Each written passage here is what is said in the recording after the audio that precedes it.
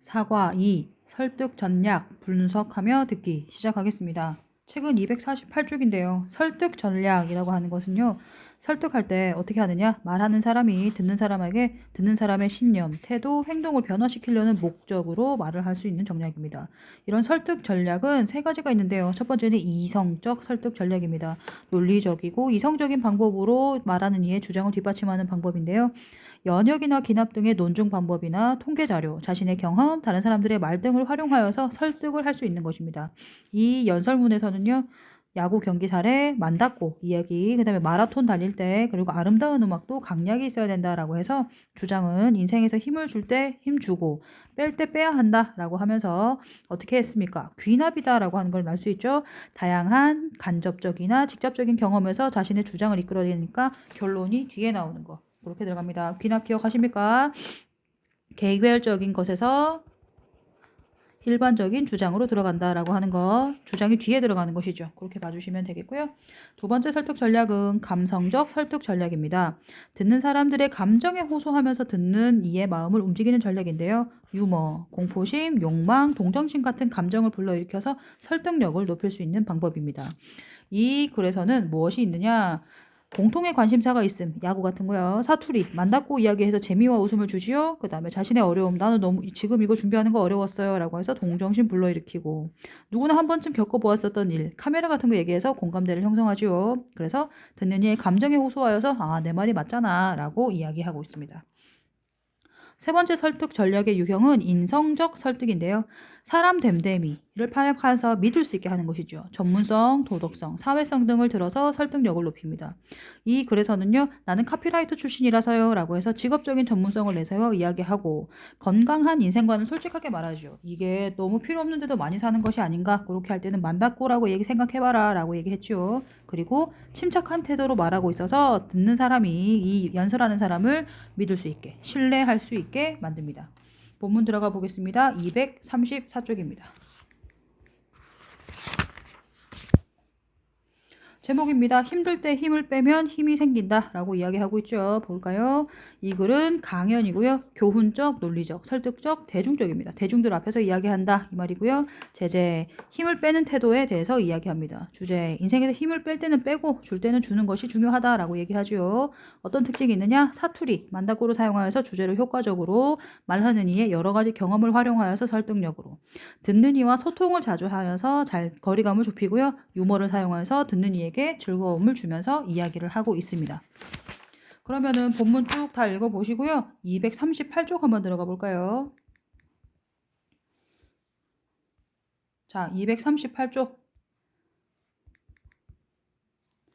강연의 내용을 한번 정리해 보겠습니다. 이 제목은 힘들 때 힘을 빼면 힘이 생긴다라는 제목이죠. 그러면서 여러 가지 이야기를 하고 있는데 첫 번째는 야구, 두 번째는 만다꼬라고 하는 거, 그 다음 세 번째 남의 눈을 많이 의식할 때는 만다꼬를 한번 생각해 보자. 그 다음 마라톤, 계속 달리자라고 하지만 이것도 계속 달리기만 하는 것이 최선은 아니야. 그리고 음악도 강박과 약박, 음포와 심포가 있듯이 힘들 때 주고 뺄 때 빼자라고 이야기하면서 이 말하기의 목적은 무엇이냐? 인생에서 힘을 뺄 때는 빼고 줄 때는 주고 그렇게 하면서 남의 눈을 의식하지 말고 자신을 성찰하도록 사람들을 변화시키려는 목적이 있습니다. 그러면 설득 전략의 유형을 한번 봐주시면은요. 자, 이 강연에 말한 이가 사용한 설득 전략을 알아보자라고 하고 있죠. 세 가지 있습니다. 이성적 설득이지요. 논증 방법, 통계 자료, 자신의 경험, 다른 사람들의 말들을 활용하여서 설득을 높이는 거고요. 두 번째는 감성적인 설득입니다. 감정에 호소하는 것으로서 유머나 공포심, 욕망이나 동정심 등을 불러일으켜서 설득력을 높이는 방법. 세 번째는 인성적 설득이에요. 사람 됨됨이를 파악을 해서 신뢰를 할 수 있게 만드는 것입니다. 그래서 괄호 1번 보시면 이성적 설득 전략은 어떻게 사용했니? 라고 이야기하고 있죠. 어떻게 하고 있느냐? 야구 경기, 만다고 마라톤, 음악을 얘기하면서 힘 뺄 때는 빼자 라고 이야기하고 있죠. 그래서 자신의 간접적, 직접적 경험을 하면서 나중에 주장을 뒷받침하고 있죠. 다시 구체적 사실에서 자신의 주장을 이끌어냈으므로 이것은 무슨 논증이다? 귀납 논증이다 라고 하는 걸 알아두시면 되겠습니다. 자, 두 번째 전략입니다. 감성적 설득 전략을 한번 바라볼까요? 야구를 좋아하시는 분 계실까요? 손 안 들어 보실까요? 저도 잘 봅니다. 라고 하면서 공통의 관심사가 있다라고 생각해서 듣는 이와 말하는 이의 거리감을 좁히고 있습니다.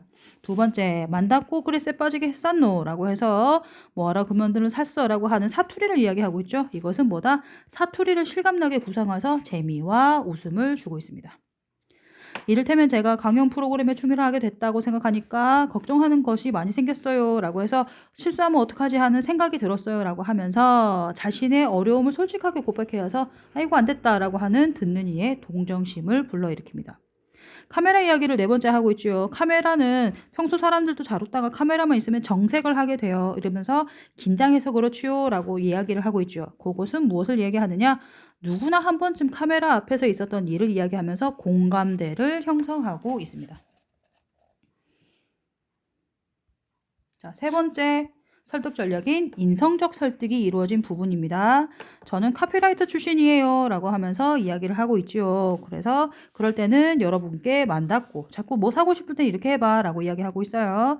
이것은 글쓴이가 자신이 카피라이터 출신이다. 라고 하는 직업적인 전문성을 바탕으로 얘기하지. 물건 사세요. 라고 얘기하는 사람인데 그래도 너네들이 물건을 자꾸 뭘 사고 싶을 때는 만났고 라고 하면서 한 번씩 생각해보고 사길 바란다. 라고 해서 건강한 인생관을 지니고 있고 침착한 태도로 말을 하니까 더욱더 믿을 수 있다. 이것이 인성적인 설득 부분이다 라고 하는 거 봐주시면 되겠습니다.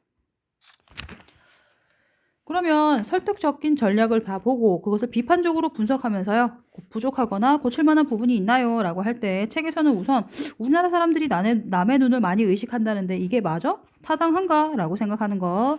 사람들이 남의 눈을 의식해 차가를 바꾸었다는 얘기는 너무 특수한 사례가 아닐까라고 하는 이야기. 다시 자습서에서는 근거가 약하다. 남의 눈을 의식한다는 근거가 약하다. 사택 사는 사람들에 대해서 차를 바꾸었다는 것은 좀 특수한 사례가 아닐까? 좁은 땅덩어리에 사람이 너무 많아서라고 그래서 사람들이 다른 사람들의 눈을 의식한다라고 하는 것은 통계 자료나 사료를 제시하지 않아 구체적인 근거가 좀 부족한 것 같아. 그래서 이 부분은 조금 설득력이 약한 것 같아 라고 비판할 수 있겠습니다. 끝.